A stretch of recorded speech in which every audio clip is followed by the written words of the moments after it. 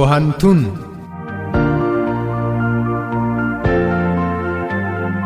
د افغانستان د پوهنتونونو پیژندنه او د لوړو زده کړو بهیر.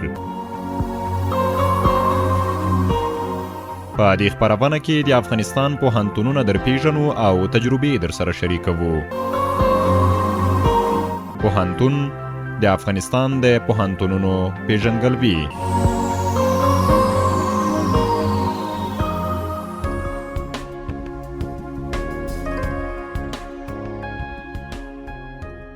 د سپوږمۍ رادیو قدرمن اوریدونکو سلامونه او نیکی هیلې مې ومنئ په دې هیله چې ټول به روغ او جوړ وئ. خوښ یم چې بیا هم د پوهنتون له یوې بلې خپرونې سره ستاسو په درانه چوپړ کې یم. پوهنتون د سپوږمۍ رادیو معلوماتي خپرونه ده چې د افغانستان د دولتي او خصوصي پوهنتونونو او د غراض د لوړو زده کړو مؤسسو پیژندګلوۍ ته ځانګړې شوې ده. په نننۍ خپرونه کې په کابل کې سید جمال الدین افغان د لوړو زده کړو مؤسسه در پیژنم. هیله د خپرونه مو خوښه شي او تر پای شیبو پورې راسره اوسئ.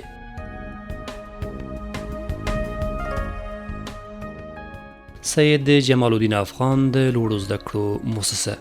سید جمال الدین افغان د لوړو زده کړو خصوصي مؤسسه چې په کابل ښار کې موقعیت لري په 1991 کال کې پر فعالیت پیل وکړ. د سید جمال الدین افغان د لوړو زده کړو مؤسسې رئیس او بنسټګر ښاغلي عبدالستار نوري وویل دوی د پیل پر مهال 2 پوهنځي حقوق او سیاسي علوم او اقتصاد درلودل، خو د خپل غوره فعالیت او لاسته راوړنو په پایله کې په 1998 کال کې له لوړو زده کړو وزارت څخه د ښوونې او روزنې پوهنځي جواز هم ترلاسه کړ چې اوسمهال یاده مؤسسه د 3 پوهنځیو او 8 ډیپارتمنټونو په چوکاټ کې خپلې درسي چارې پر مخ وړي. مؤسسه تحصیلات عالی سید جمال الدین افغان در سال 1391 به فعالیت آغاز کرد که دارای 2 پوهنځی بود، پوهنځی حقوق و علوم سیاسی و پوهنځی اقتصاد و بنابر امو فعالیت‌های مستمری که در بخش اکادمیک داشت و با پیشنهاد مؤسسه تحصیلات عالی سید جمال الدین افغان در سال 1398 پوهنځی تعلیم و تربیه را نیز جواز فعالیتش از وزارت تحصیلات عالی عرض نموده و فعلا مؤسسه تحصیلات عالی سید جمال الدین افغان دارای 3 پوهنځی و 8 دیپارتمنت میباشد.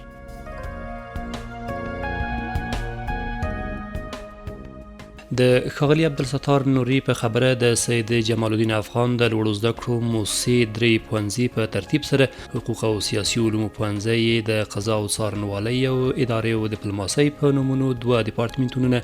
اقتصاد پوهنځی هم 2 ډیپارتمنټونه، ملي اقتصاد او اداره او تجارت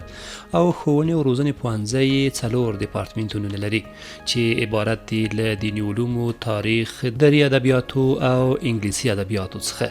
پوهنځی حقوق ما 2 دیپارتمنت داره که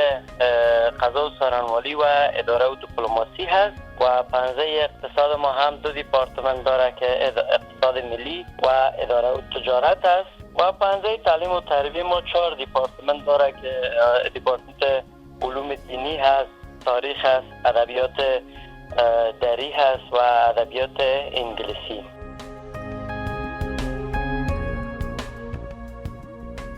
ښاغلي عبدالستار نوري هم دا رازیاته کړه دوی د سید جمال الدین افغان د لوړو زده کړو په مؤسسه کې ټول 2600 تنه محصلین لري چې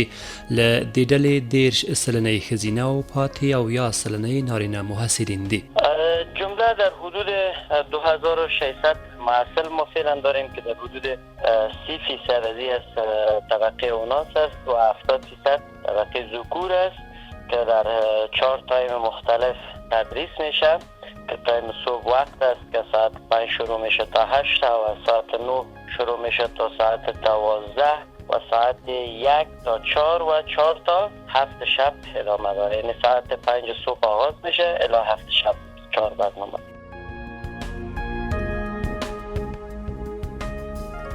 ښاغلي نوري وویل دوی تر دې دمه په 6 دورو کې شاوخوا 1900 تنه محصلین فارغ کړي او ټولنې ته د خدمت په موخه وړاندې کړي دي چې اوسمهال له یادو فارغ شویو محصلینو څخه شاوخوا 15 سلنه په مختلفو دولتي ادارو کې پر دندو بوخت دي. در حدود 1800 محصل فارغ شده در 6 دوره فراغتی که ما داشتیم. در حدود 16 الی 1700 محصل فارغ شده که خوشبختانه در 1700 بنابر امو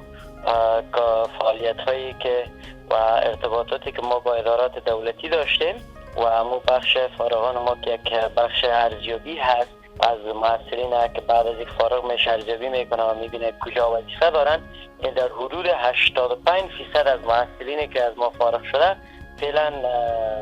در ادارات مختلف دولتی کار میکنن.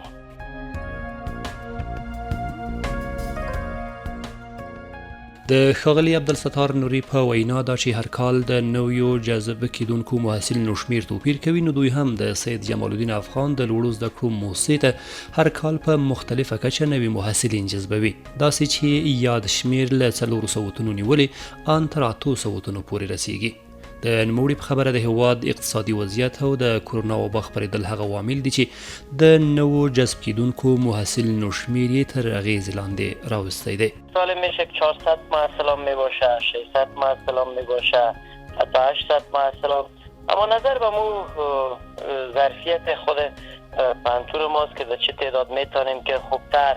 خدمات تحصیلی ارائه کنیم. ما به مو تعداد مثلا پارسال ما در حدود 800 نفر محصل جذب کرده بودیم، اما بنابر وضعیت کرونایی در کشور بیشترین محصلین نتونستن که بیان، مثلا در حدود 400 اونها حاضر شدن. اما تفاوت داره دیگه، سال به سال متفاوت است که بعض سال زیاد میشه و بعض سال کمتر میشه.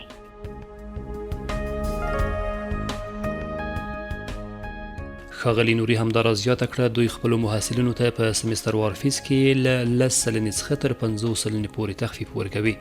داسې چې د موسسې د ارزونې کمیټې د محصل مالي او اقتصادي وضعیت ارزوي او له هغه وروسته ورته په تحصیلي فیس کې مناسب تخفیف وړاندې کوي. ما تخفیف در اصل فیس ما تخفیف وجود داره که یعنی 10%، 20%، حتی تا 40-50% نظر به مو وضعیت یک محصل. اما میبینیم کمیته که داریم مشکلات کسایی که دارن و توانایی ندارن و یا از طریق بعضی نهادهایی که ما تفاهم نامه به اونها داریم معرفی میشه، تا حدود 50% هم تخفیف داریم.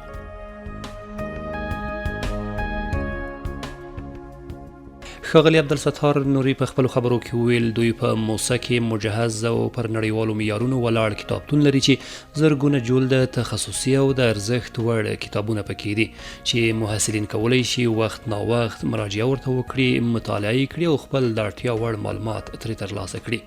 نوموړي همدارا زیاته کړه دوی د الکترونیکي سیستم پر بنسټ د ایران، ترکیې او تاجکستان له ځینو پوهنتونونو سره تفاهم لیکونه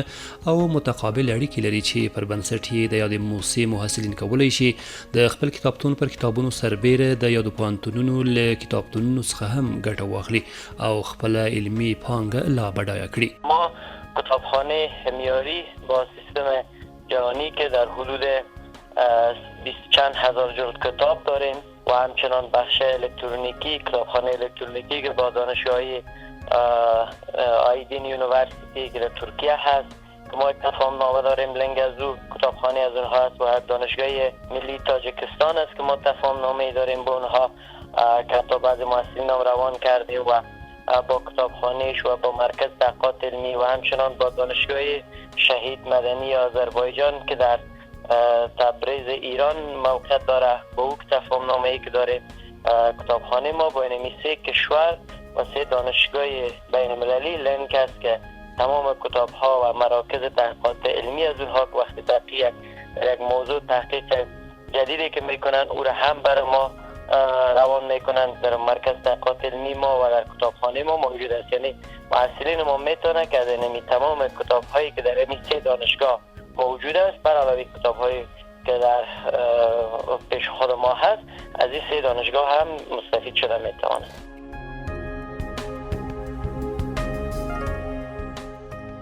د ښاغلي نوري په خبره دوی په هیواد کې د ننه او له هیواده د باندې له ګڼ شمېر پوهنتونونو او علمي مرکزونو سره علمي او متقابلې اړیکې لري چې له هغې ډلې په هیواد کې د ننه له البیروني پوهنتون، کابل پوهنتون، بلخ پوهنتون، ښوونې او روزنې او داسې نورو سره علمي اړیکې او تفاهم لیکونه لري او له هیواده د باندې هم له ځینو پوهنتونونو سره اکاډمیکي اړیکې لري چې پر بنسټ یې وخت نا وخت له یو بل سره خپل علمي لاسته راوړنې او تجربې شریکوي او ډېر کله خپل محصلین د لوړو زده کړو لپاره هلته استوي. با تمام پوهنتون‌های دولتی خصوصا پوهنتون البیرونی، پوهنتون پروان، پوهنتون بلخ، پوهنتون کابل، تعلیم تربیتی شهید ربانی، یعنی با تمام پانتونای کابل و هم دولتی ما تفاهم‌نامه‌های اکادمیک داریم که در بعض مسائل همراه ما همکاری میکنند و ما هم با اونها همکاری میکنیم، چون ورکشاپ‌های مشترک میگیریم و یا همین مراکز رونمایی کتاب‌هایی که ما داشته باشیم یا وامی داشته باشند، یعنی به طور مشترک برنامه داریم. و همچنین ما پانتون ما خوشبختانه که در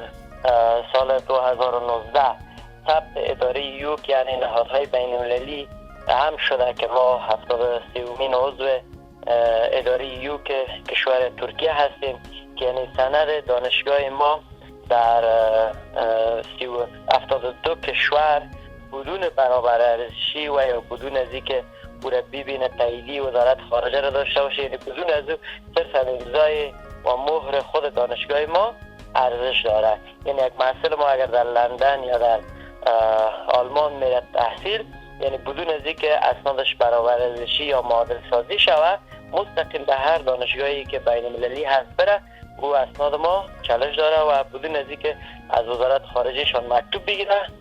محصل جذب میشه. بله. و همچنان ما از لحاظ اعتبار بین المللی و اعتبار ملی هم در مرحله دوم قرار داریم که اعتبار اکادمیک است که فعلا وزارت تحصیلات سال 93-95 که پروگرام آغاز کردن و ما فعلا مرحله دو را با بلندترین نمره سپری کردیم و کاندید مرحله 3 هستیم که در ربع 400 شامل پروگرام هستیم. انشاءالله این مرحله را سپری خواهیم کرد. بله.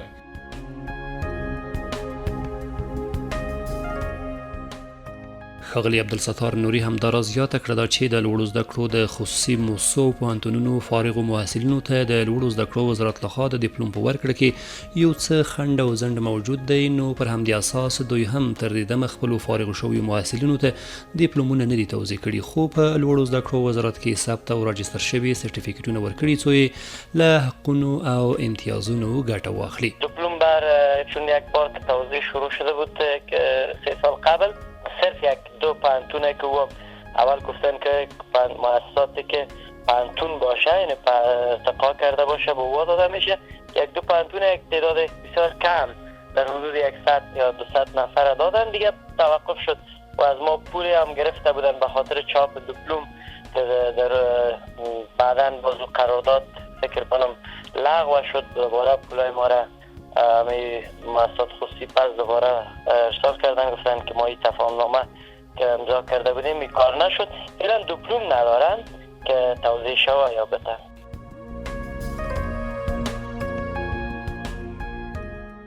د سید جمال الدین افغان د لوړو زده کړو مؤسسې یاد مسؤل ویل دوی د خپلو محصلینو د علمي سویې د لا لوړاوي په موخه ګڼ شمېر اسانتیاوې او پروګرامونه لري چې له هغې ډلې کولی شو علمي سیمینارونو، ورکشاپونو او پروګرامونو ته اشاره وکړو. نوموړي همدارا زیاته کړه دوی د حقوق او سیاسي علومو پوهنځي د 3 او 4 کال محصلینو ته د عملي کار او پراکتیک دورې په موخه یو حقوقي کلینیک جوړ کړی څو پکې خپل تمثیلي محکمې او عملي چارې پر مخ بوځي. همدارنګه یې له یو شمېر حقوقي شرکتونو سره تفاهم لیکونه لاسلیک کړي څو د یاد پوهنځي محصلین د عملي زده کړو لپاره ورواستوي. همداراز د اقتصاد پوهنځي د محصلینو د علمي زده کړو په موخه یې له مالیې وزارت، سوداګرۍ خونه او سکتوري برخو سره تفاهم لیکونه لاسلیک کړي دي چې پر بنسټ یې د یاد پوهنځي محصلین هلته استول کیږي، علمي ورکشاپونه ترلاسه کوي او په اړوندو برخو کې خپله علمي پانګه لا بډایه کوي. همدارنګه د ښوونې او روزنې پوهنځي محصلین هم د دارالمعلمینو رسنیو ته د عملي کار او تدریس په موخه لیږل کیږي. همدارنګه د ښوونې او روزنې پوهنځي محصلین هم د دارالمعلمینو رسنیو ته د عملي کار او تدریس په موخه لیږي. ما کورس‌های کوتاه مدت داریم و با چندین شرکت‌های حقوقی ما تفاهم‌نامه داریم که از جمله شرکت حقوقی راهیان حق است که یک شرکت خدمات حقوقی عرضه میکنه که ما محصلین صنف 4 و صنف 3 حقوق موج روان میکنیم که مو دوره پرکتیک خود یعنی چگونه میتونن از قانون قوانین درست‌تر استفاده کنن موج روان میکنیم و دیگه کلینیک‌های حقوقی است که برشان در خود دانشگاه فراهم میکنیم و بخش اقتصاد ما را با وزارت مالیه، اتاقهای تجارت و بخش‌های سکتوری که بخش اقتصادی هست ما تفاهم‌نامه‌ای که امضا کردیم. محصلین ما در اونجا ورکشاپ می‌بینن که چند قبل اتاقهای تجارت یک پروگرامی داشت به خاطر انکشاف سطح علمی محصلین که ما چندین دوره افتخار از او داریم که محصلین ما در روی اشتراک کردن و همچنان در بخش آموزگاری تعلیم تربیه ما با مکاتب دارالمعلمین ها قرارداد داریم، محصلین خود روان میکنیم کجا آموزگاری دست بتن و بتانن که امور رویه و کارهای عملی در نیز انجام بدن. یعنی در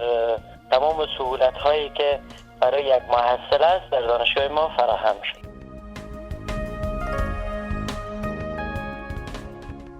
ښاغلي نوري په خپلو خبرو کې وویل دوی په یاده موسسه کې ټول شاوخوا 130 تنه استادان لري چې د موسسې په دوو شعبو مرکزي او دویمه څانګه کې پر تدریس بوخت دي چې له دې ډلې اویا سلنې د ماسټرۍ تر کچې پورې لوړې زده کړې لري او 10 سلنې د ډاکټرا سند لري. همدارنګه 10 سلنه استادان یې چې د ښوونې او روزنې په ښوونځي کې پر تدریس بوخت دي د لیسانس تر کچې لوړې زده کړې لري چې له ټولو استادانو څخه شاوخوا 15 سلنه ښځینه استادانې او پاتې نور یې نارینه استادان دي. در حدود 130 کارمند و استاد ما در مؤسسه داریم که ما دو شعبه است که در مرکزی ما در دوم خیرخانه است و شعبه ما در شجرک و یک بخش ما که صرف پنزه تعلیم تربیه ما است که برای 3 سال اجازه وزارت تحصیلات عالی در ولایت پروان است و در حدود 70% از استادای ما ماستر هستند و 10% استادای ما دکترا دارند و 20% که در بخش خصوصا در بخش تعلیم تربیه هست بیشترشان لیسانس هستند و در مجموع از 100% یک 15% هم از طبقه اوناس تشکیل میده.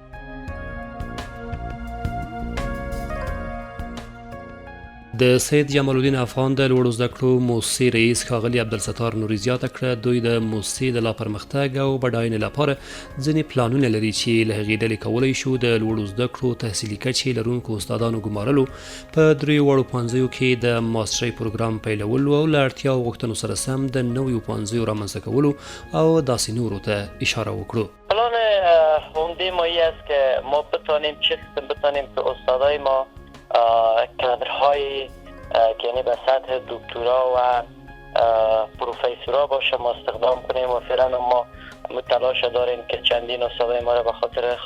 دکترا به کشورهای ترکیه، ایران و تاجیکستان روان کردیم از طرف خود مؤسسه تا اونها بتونن که اندوخته خوبتر جذب کنن و بیا به دانشگاه خدمت کنند و همچنان ما خواستار قضیه هستیم که بتونیم بیشتر مصدر خدمت به جامعه قرار بگیریم چون ما مرحله سوم اعتباردهی را در این آخر ربع چهارم سال 1400 اگر سپری بتاریم و ما پلان داریم که بخش های ماستری را در بخش حقوق و اقتصاد و تعلیم و تربیه بگیریم و همچنان انکشاف بدیم پنزهای بیشتری بگیریم و سهولت بیشتری را برای محصلین خود فراهم.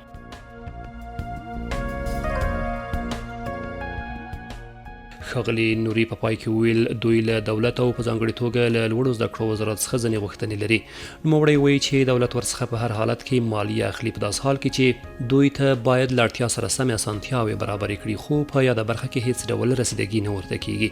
د برېښنا د نشتون او د بل د لوړوالي ستونزه یې ډېره جدي ده چې باید پاملرنه ورته وشي. د کرونا وبا د خپرېدو په لړ کې مالیې وزارت ترې پر اصلي مالیې سربیره یو زیات شمېر پیسې د جریمې په نوم اخیستې دي. د لوړو زده کړو خصوصي موسسې او پوهنتونونه د ودانیو او ځمکې د نشتون ستونزه لري. له لوړو زده کړو وزارت څخه غواړي چې د خپلې مقررې او قوانینو په برخه کې یو ځل بیا کتنه وکړي او د لوړو زده کړو خصوصي موسسو او پوهنتونونو ستونزې په پام کې ونیسي. همداراز ورته نورې ګڼ شمېر ستونزې شته چې باید د دولت لخوا ورته رسیدګي وشي څو خصوصي سکتور په پوره لیوالتیا سره د دولت لاسنیوی وکړي او په هېواد کې په ډاډه زړه پانګونه وکړي. خب یگانه مشکل اساسی ما است که در هر صورت دولت از ما مثلا مالیه عقد میکنند در حالی که اما وقت زمانی که مالیه عقد میشه باید امکانات و سهولت ها را هم دولت فراهم کنه. مثلا برق است، برق عوضی که ما باید کمتر باشه ما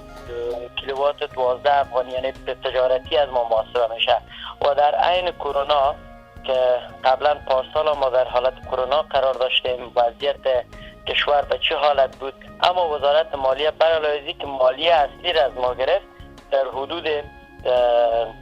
تنها از خودم شخصا ما 1,000,000 افغانی بیشتر جریمه تولید کردیم. میگیم ما مثلا شما رخصتی بود اما بازم قبول نمیکنه. خواستم از دولتی است که مالیه را برای مؤسسات خصوصی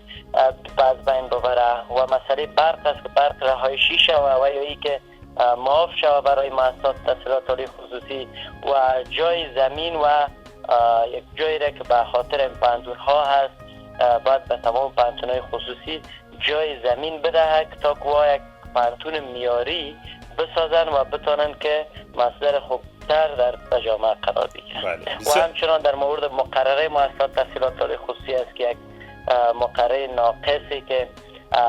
وزارت ایره آماده کرده بوده و حتی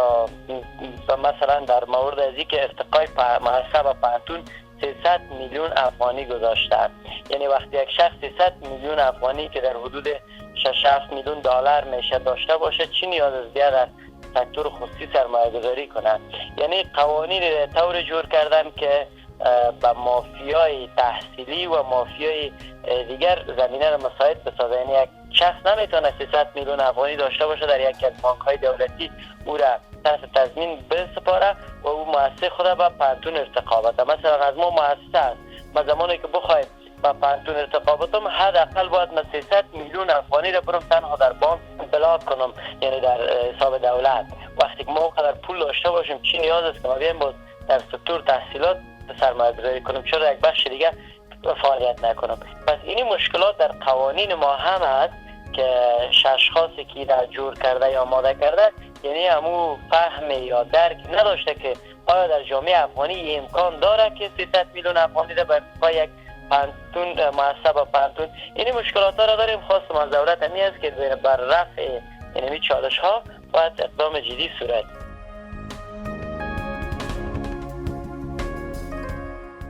د سپوږمۍ راډیو قدرمن اوریدونکو د پوهنتون دغه خپرونه په همدې ځای پای ته ورسېده. تر بلې خپرونې چې له یو بل پوهنتون سره ستاسو درانه چوپړ ته حاضرېږم پر لوی خدای مو سپارم هر چیرې چې یاست ښاد او سوکاله اوسئ.